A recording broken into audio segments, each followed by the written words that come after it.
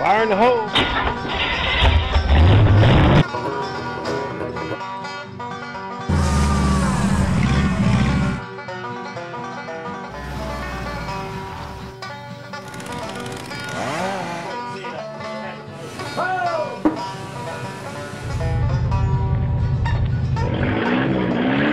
I do believe my pants are on fire. There's Rattler.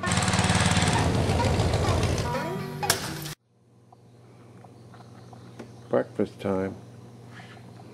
Right? Okay. So it begins. Inked this little puppy out last night. Turns out that wonderful motor, that good running motor that Brown had dialed in and starting and running so smooth and fine, has a cracked block. We're thinking anyway. It's out. It overheats and it's out of there. It's gone. It's history. It's scrap iron. It's boat anchor, whatever. So now the decision that needs to be made is: am I going to just slap another motor in there just so I can run it around a little bit this summer, or am I going to take on my major challenge, which, if you all recall, I drug home a S10 Blazer, which is the right width for this front end because of that enclosed wheel well. It has to be a narrow front end, and the Blazer's just right for that.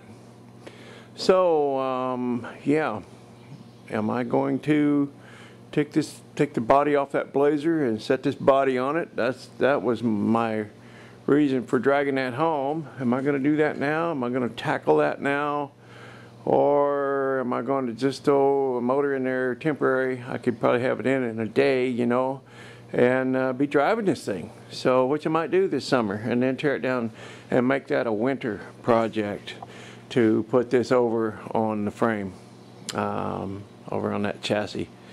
So I got to think about that a little bit. I may just go with the motor for right now, because just to get it running, because I hate having things sitting around broke down. So yeah, the green bean is in the hospital, and we don't know yet what the outcome is going to be.